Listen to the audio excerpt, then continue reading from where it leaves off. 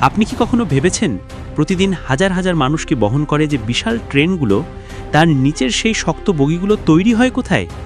কিভাবে একটি সাধারণ লোহার টুকরো পরিণত হয় সেই বিশাল রেল বগিতে, যেটা টন টন ওজন সামলে সহজে চলে যায় শত শত কিলোমিটার? আজ আমরা ঢুকে পড়ব এক বিশাল ফ্যাক্টরির ভেতর, যেখানে জন্ম নেয় ট্রেনের বগি। ফ্যাক্টরির গেট পার হতে শোনা যায় লোহা কাটা, প্রেসের ঘর্ষণ আর ওয়েল্ডিং মেশিনের গর্জন। সবকিছু একসাথে যেন এক শিল্পের সিম্ফনি। এখানে প্রতিটি শব্দ, প্রতিটি স্পার্ক, প্রতিটি স্ক্রু ট্রেনের নিরাপত্তার অংশ। প্রথমেই আসে কাঁচামাল। ট্রেনের বগির জন্য ব্যবহার করা হয় বিশেষ মানের হাই টেনসাইল স্টিল। বিশাল লোহার শিট আর গোল রডগুলো ট্রাকে করে আসে এই ফ্যাক্টরিতে। এগুলো শুধু লোহা নয়, প্রতিটি শিটে থাকে ধাতুর গ্রেড, ওজন, তাপ প্রক্রিয়ার ইতিহাস, সব কিছু নিখুঁতভাবে রেকর্ড করা হয়। কারণ সামান্য ভুল ধাতু মানেই পুরো বগির স্থায়িত্ব ঝুঁকিতে পড়তে পারে। এরপর শুরু হয় কাটিং প্রক্রিয়া। বিশাল আকারের সিএনসি লেজার কাটার মেশিন দিয়ে প্রতিটি স্টিল শিট কাটা হয় নির্দিষ্ট মাপে। মেশিনের ভেতর গরম রশ্মি নেমে আসে আর মুহূর্তেই ছিন্ন হয়ে যায় পুরো লোহার প্লেট। এই ধাপে তৈরি হয় বগির মূল কাঠামো: সাইড ফ্রেম, বেস প্লেট, বোলস্টার ও জয়েন্ট প্লেট। প্রতিটি অংশ মিলিমিটার হিসেব করে কাটা হয়, কারণ পরে এগুলো একসাথে বসবে পাজলের মতো নিখুঁতভাবে। কাটা অংশগুলো এরপর পাঠানো হয় প্রেসিং সেকশনে। এখানে হাইড্রোলিক প্রেসের বিশাল চাপে ধাতুকে বাঁকানো, আকার দেওয়া এবং শক্তি বাড়ানোর কাজ করা হয়। এক একটা প্রেস মেশিনের ওজন কয়েকশো টন। এখানে এক একটা ধাতু এমনভাবে চাপা হয় যেন তা পুরো ট্রেনের ভার বহন করতে সক্ষম হয়। এরপর শুরু হয় মেশিনিং প্রক্রিয়া। সিএনসি মেশিনের সাহায্যে প্রতিটি অংশে ড্রিলিং, হোলিং আর মিলিং করা হয় খুবই সূক্ষ্মভাবে, যাতে প্রতিটি বোল্ট হোল, পিন বা অক্ষের স্লট ঠিক জায়গায় বসে। এখানে সহ্য করা হয় না কোনো রকম ভুল। একটি হোলের ব্যাসে 0.1 মিলিমিটার ত্রুটি হলেও পুরো বগির গঠন নষ্ট হতে পারে। তাই প্রতিটি ধাপ শেষে টেকনিশিয়ানরা মাইক্রোমিটার দিয়ে পরিমাপ করেন প্রতিটি অংশ।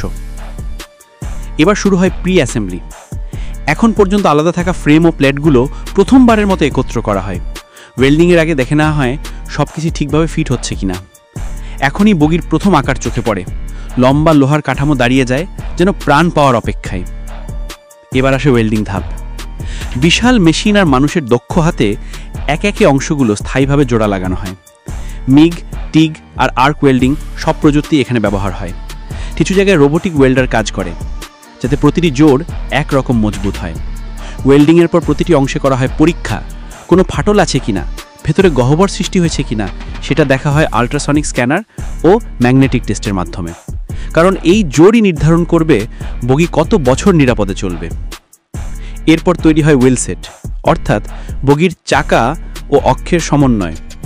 এটি পুরো বগির হৃদয়ে বলা যায়। বিশাল হুইলগুলো গরম অবস্থায় অক্ষের ওপর বসানো হয় প্রেস ফিট পদ্ধতিতে। এতে চাকা আর অক্ষ একদম একীভূত হয়ে যায়। এরপর করা হয় ব্যালেন্স টেস্ট, কারণ এক চাকার সামান্য ভারসাম্যহীনতাই ট্রেনের গতি ও স্থিতিশীলতা নষ্ট করতে পারে। এখানে ইনস্টল করা হয় ব্রেক ডিস্ক ও বিয়ারিং সিস্টেমও। এরপর বগিতে যুক্ত করা হয় সাসপেনশন সিস্টেম, যাতে ট্রেন চলার সময় যাত্রীরা আরাম অনুভব করেন। এখানে ব্যবহার করা হয় ভারী স্প্রিং, এয়ার বেলুন এবং শক অ্যাবজর্বার। ব্রেক লাইনের সংযোগ এই ধাপেই করা হয়, যা পরে বিশেষ হাইড্রো টেস্টে পরীক্ষা করা হয়। কোথাও সামান্য লিক থাকলে সেটি সঙ্গে সঙ্গে ধরা পড়ে। এরপর আসে ইলেকট্রিক ও সেন্সর ইন্টিগ্রেশন ধাপ। আধুনিক কাটার বগিতে লাগানো হয় গতি, কম্পন ও তাপমাত্রা নির্ণায়ক সেন্সর। এই সেন্সরগুলো রিয়েল টাইমে তথ্য পাঠায় কন্ট্রোল সিস্টেমে, যাতে যে কোনো সমস্যা আগে ভাগে ধরা যায়। একে বলা হয় প্রেডিক্টিভ মেইনটেন্যান্স, যা ভবিষ্যতে দুর্ঘটনা রোধে গুরুত্বপূর্ণ ভূমিকা পালন করে। সবশেষে বগি চলে যায় পেইন্টিং সেকশনে। এখানে প্রথমে ধাতুর উপর জমে থাকা মরিচা, ময়লা পরিষ্কার করা হয় স্যান্ড ব্লাস্টিংয়ের মাধ্যমে। এরপর লাগানো হয় প্রাইমার কোট, তারপর কোরোশন প্রুফ লেয়ার, আর সবশেষে দেওয়া হয় বগির আসল রং। বড় বড় স্প্রে মেশিন দিয়ে পুরো বগি রং করা হয়, আর তা ওভেনে দিয়ে শুকানো হয় যেন রং বহু বছর টিকে থাকে। রং শেষ হবার পর শুরু হয় ফাইনাল টেস্টিং। প্রথমেই করা হয় লোড টেস্ট, যেখানে বগির উপর নির্দিষ্ট ওজন চাপিয়ে দেখা হয় কাঠামো ঠিক আছে কিনা। এরপর করা হয় রোলিং টেস্ট, যেখানে বগি ট্র্যাকের উপর চালিয়ে দেখা হয় কোনো কম্পন বা শব্দ সমস্যা আছে কিনা। সব সেন্সরের তথ্য কম্পিউটারে বিশ্লেষণ করা হয়। টেস্টে পাশ করলে তবেই দেওয়া হয় কোয়ালিটি সার্টিফিকেট।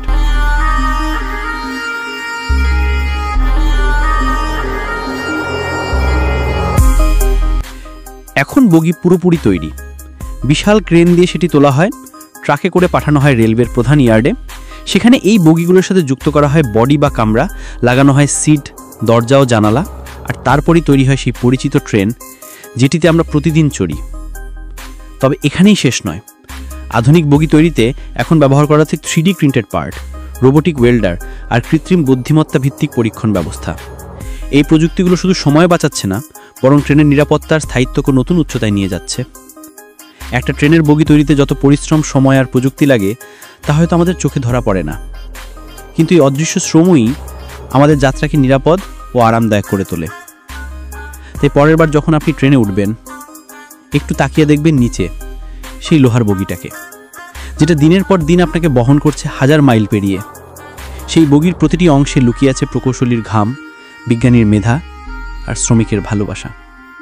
এভাবেই বিশাল ফ্যাক্টরির ভেতর তৈরি হয়ে ট্রেনের বগি, যেটা শুধু একটি যান নয়, বরং মানুষের মেধা আর প্রযুক্তির এক অনন্য দৃষ্টান্ত।